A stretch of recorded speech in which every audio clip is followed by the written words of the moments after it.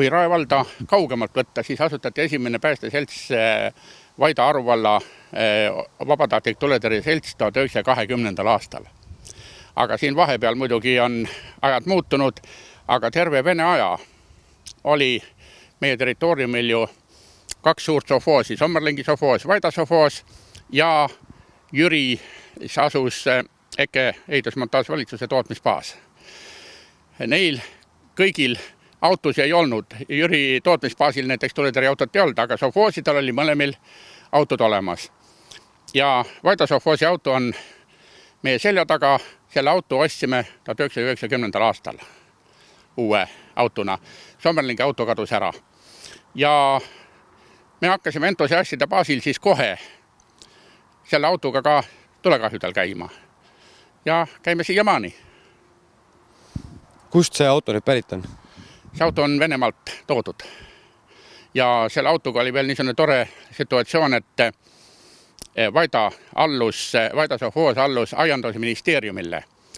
Ja aiandusministeerium, kuna mina olin sovhoosi direktor juba, jah. Aiandusministeeriumis kutsuti, et kuule, tuletõrjeautosi tahate või? Mõtlen, miks ei taha? Nii, siis pead ise minema Venemaale sõitma ja ära vormistama. Ja tõin Eestisse 10 seda tüüpi autot. Tähendab, autol ei ole meeskonnaruumi, auto on 2-istmeline, autol on 4 kuupmeetrit veepaak peal.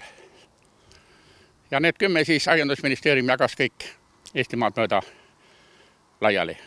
On teada, kui palju praegu Rae vallas päästeautosid kokku üldse on?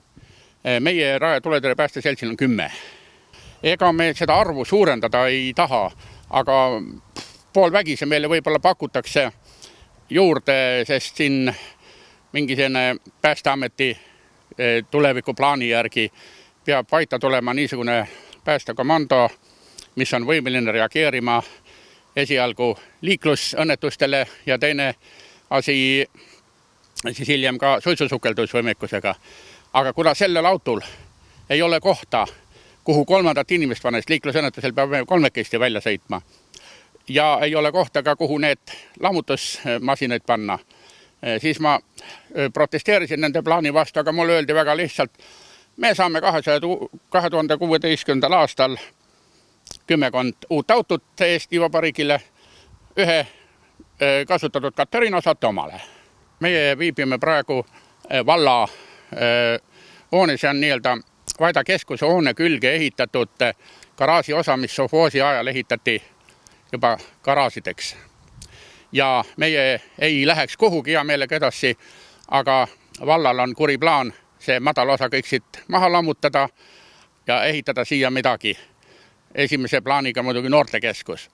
Ja vald andis meile siis selleks uue maja, mis eriti hiilgav meile ei olnud, sest katus jooksis tal läbi ja seinad olid katki ja uksi praktiliselt ees ei olnud ja nüüd me oleme siis Kopist, see on kohalik omaalgatuse programm, raha saanud, aga sealt saab lihtsalt 2000 kaupa raha ja kui me nüüd perspektiivi vaatame, et meil läheks umbes 30 000 selle hoone lõpliku ehitamise peale, siis tähendab 15 aasta pärast on ta valmis.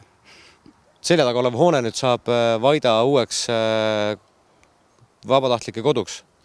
Kaua sellega aega läheb ja mille taga see asi praegu seisab? Tähendab, see hoone ise, kui selline on ajalooliselt, siin oli kunagi Vaida aiandi katlamaja või õigemini Vaida terve aleviku katlamaja. See lendas 78. aastal õhku.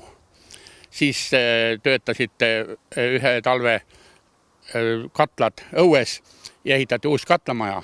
Aga hiljem oli siia vaja ehitada boilersõlm, sest kõik Vaida torud jooksid siia kokku. Ja 2001. aastal lõppes see boilersõlme ekspluateerimine ära, kuna ehitati uued trassid ja siis ta seisis tühjana. Ja nüüd, kuna vald otsustas mind sealt garaažist välja tõsta, anti see hoone meile rendile, 0 rendiga muidugi. See renti maksma ei pea. Aga hoone oli kaunis õnnetus seisukoha sellepärast, et katus on tal läbi joost juba 10 aastaid, seest märg. Nüüd oleme jõudnud peale teha uue katuse, ühe vaheseina sisse ehitada. sees olid tohutu suured pumpade vundamendid, mis olid Vene ajal ikka täitsa nii iast materjalist valatud, nii et kui neid lammutama hakati, siis ainult tuli lendas sealt ja väikese tükkidena lammutati need vundamendid sealt seest välja. Ja nüüd ma olen iga aasta kohaliku omaalgatuse programmist kopist küsinud raha selle jaoks, siiamaani ma olen saanud selle ehituse jaoks, aga kui nüüd perspektiivis asja edasi vaadata, siis 10 aastat läheb veel, kui ma niimoodi 2000 euro kaupa seda asja ehitan. Sellepärast, et ma pean siia kõrvale teise ukse tegema, mis oleks 3,4 meetrit lai, 3,5 meetrit kõrgest. Kui mulle tõesti see Scania või niinimetatud Katariina auto antakse, siis see ei mahu lihtsalt muidu sisse. Tal on eraldi ust vaja ja seda ust suuremaks pole mõtet teha, sest ega see 251 jääb meil, või 253 jääb meil alles ju autona, see mahub siia sisse. Mis ressurssi on siia plaanitud üldse tulevikus kohale tuua? Tähendab, rohkem autosid meil momendil plaanis ei ole, aga plaan, mida ei ole veel kuskilt avalikuks tehtud, aga me ise kardame, et meid, kui Päästeamet ehitab uue päästekeskuse välja kuhugi sinna Jüri kanti, siis tõstetakse ka meid sealt hoonetest välja asakul, sest see on ainukene vallale kuuluv maatükk, kuhu nad saavad väga edukalt laiendada kõrval olevat lasteaeda. Ja siis me peame selle majale juurde ehitama ühe tüki juurde ja kogu oma päästeseltsiga siia kolima.